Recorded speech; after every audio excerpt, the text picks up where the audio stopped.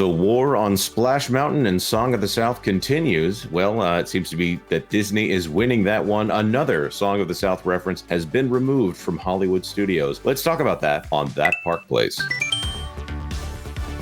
Hello, I am Jonas J. Campbell, an investigative reporter for That Park Place, and here with me is my wiki co-pilot, Mr. VashSky. Vash, how you feeling today? Well, I'm feeling pretty good. I got Mr. Bluebird on my shoulder here. I'm having a wonderful time, Jonas, but apparently my good day is about to be dashed here as Disney attempts to scrub their history. That's true. That's true. They are getting rid of something that was in a museum here, museum piece here. This article titled Disney Removes the Last Song of the South reference from Walt Disney World. This by Marvin Montanero. Disney eliminated a reference to Song of the South in Walt Disney World by taking down a photo displayed at Walt Disney Presents in Disney's Hollywood studios. There he is, James Baskett, the first African-American man to win an Academy Award.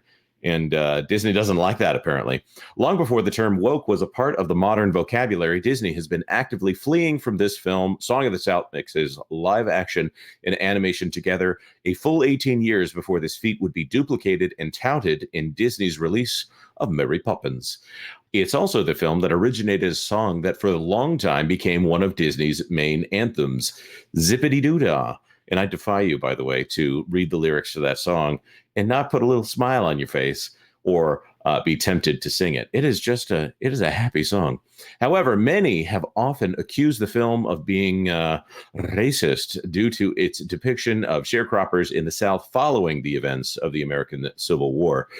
There was a concentrated effort to erase Song of the South from Disney history entirely. It started with the erasure of the film, barring it from all replays on television and home video release in the United States. Disney also never references the film when talking about the storied history of the studio. This is despite the fact that James Baskett, who played Uncle Remus in the movie, made Hollywood history as the first black man to receive an honorary Oscar for his portrayal of the character in 1947, shortly before his death. This was a full 16 years before Sidney Poitier became the first black man to win Best Actor at the Oscars for his role in Lilies of the Field. Man, I like Sidney Poitier. That man could act. Recently, Disney closed down Splash Mountain. We all know the history here, and the ride was based very specifically on the Brer Rabbit sections, and they added in a character, or maybe they modified Brer Frog to be that Uncle Remus type character in there because they didn't actually want Uncle Remus in the parks. And this appears to be Tiana's Bayou Adventure. As you can see, there's nothing to see. And that's how you could tell it's Tiana's Bayou Adventure. It's not my fault. It's just the way that they designed it. But Disney's Song of the South purge in Disney World has finally been completed, and the final reference to the film vanishing from the park just last week. Interesting. I'm not sure I agree with Marvin's conclusion here, but we're going to continue on with this article. I do think there's more Song of the South in the park. I can't tell you where it is. I do know that there are references which I have now decided to keep to myself because I don't want to give them any more ammunition towards removing this amazing film from the parks. WDWNT reported that an image depicting Song of the South in Walt Disney Presents, formerly Walt Disney One Man's Dream. Oh, so they went for the brand name here and definitely removed the reference to him being a man, had vanished from the walkthrough attraction. This is sort of a Disney museum highlighting Walt Disney's life and accomplishments. Song of the South was given a passive reference in a mural depicting Disney's accomplishments in 1943. Featured Uncle Remus and the kids alongside Brer Rabbit, Brer Fox, and Brer Bear.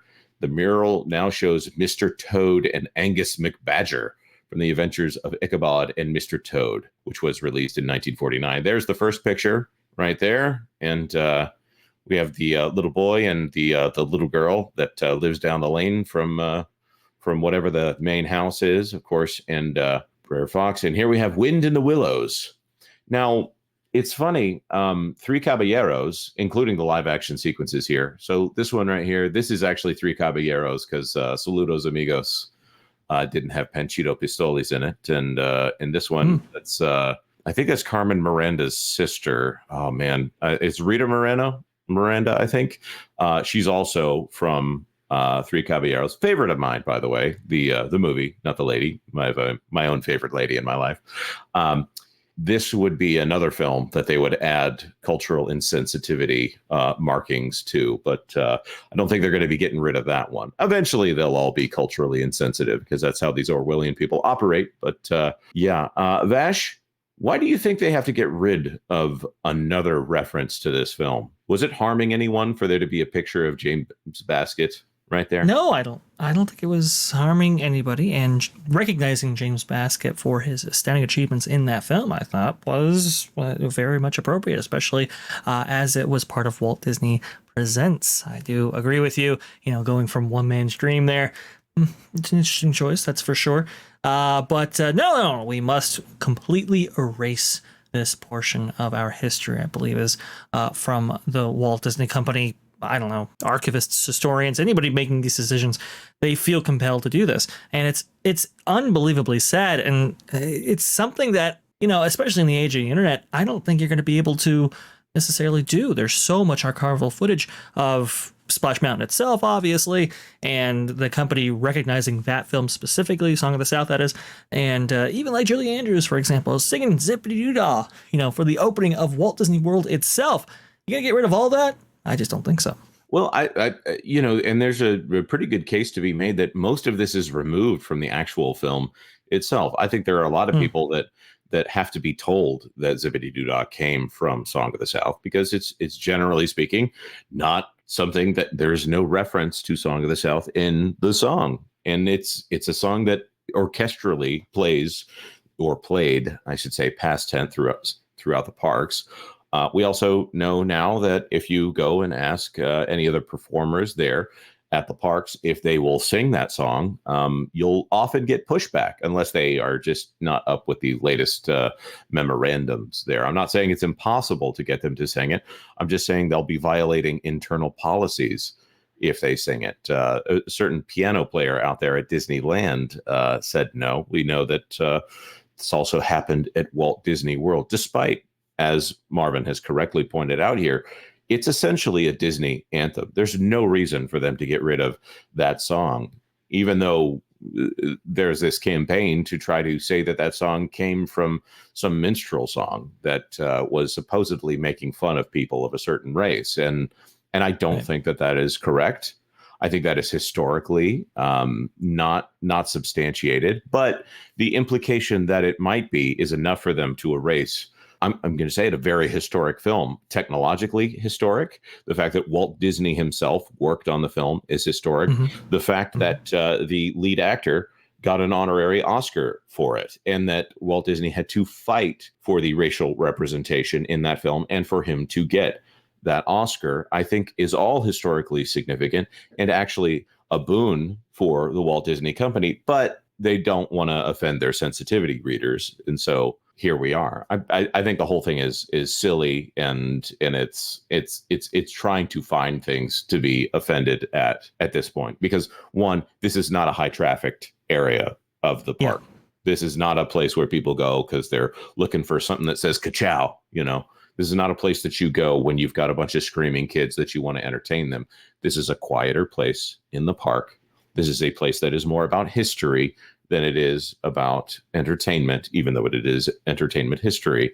I think it's silly to replace Song of the South with Wind and the Willows in this one place. And by the way, I'm assuming it's the same piece of art and they've just painted over it here because there's enough space between the two that there's a beginning of a pattern here that you can see on this version. I've seen it in a different photograph here, and they've completely covered that up here. So I'm assuming that they remove these pieces and then put them back on after the modifications have been made. Also, they erased the fact that Three Caballeros seemed to have happened because Walt was exiled from the animation studio, a self-imposed exile for a little while there because he had made a mess there at the studio. I'm not going to use the original phrase that came to mind. Vash, have you been in this part of Hollywood Studios? Oh, yes. Oh, absolutely. I visited myself because, well, in Hollywood Studios, Jonas, there's not a ton to do, but I definitely made some time for this because love Walt Disney, love the history of the company, and was very excited to see what was on display there. And I will agree with you, Jonas. Taking out One Man's Dream is a very odd choice, like I said before. And the reason I bring that up now is because, well, it's kind of more of an advertisement for the Walt Disney Company of today.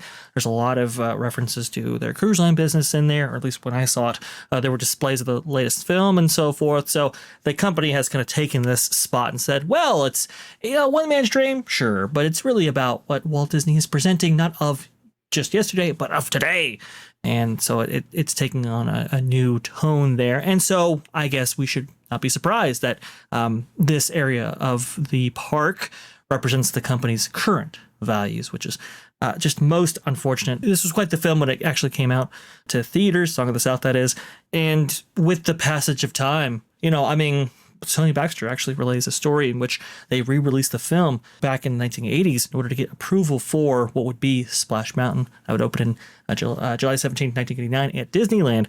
But when they re-released the film, it made more box office and was more successful than the original run of the film at the time that it was originally released. And it was quite stunning.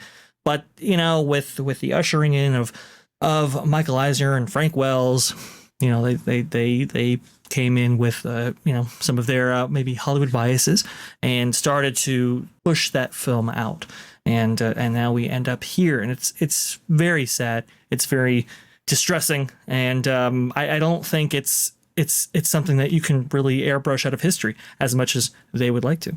Right. And there's plenty of Disney films that they're willing to take just the animated portions. Is it Melody Time or Fun and Fancy Free? I forget which one of those has a live action sequence in it that is supposed to be the bookends. I think it's Melody Time that is introduced by a live performer, and it's set with stories attached to it. Obviously, there's also live action sequences in Three Caballeros as well. So it's easy for these things to be forgotten, and even to have them available and for them to be forgotten. It's just that Disney has made such a bugaboo about this particular film that they've made it too much of an issue, and so they won't let it go. Song of the South obviously does not exist anymore as far as the Walt Disney Company goes. I've got a copy of it somehow. Maybe it was based on the Japanese Laserdisc. Maybe it was based on a restored film reel. I'll never know because of the way that I procured it. But I think if you go searching for it on this platform, you might even be able to find it. I don't know what Disney or whoever might release on YouTube. I'll also point out that Gone with the Wind is of an earlier era there and is still widely available on streaming services like Max. And we acknowledge what that was, and we acknowledge that it is a great film, but is of a different time.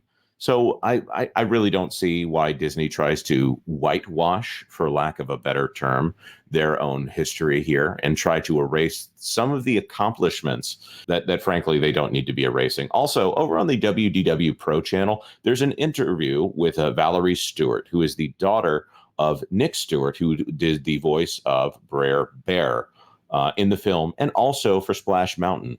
By the way, for those of you who aren't aware, Splash Mountain, the NAACP actually worked with Tony Baxter on some of the development of that attraction.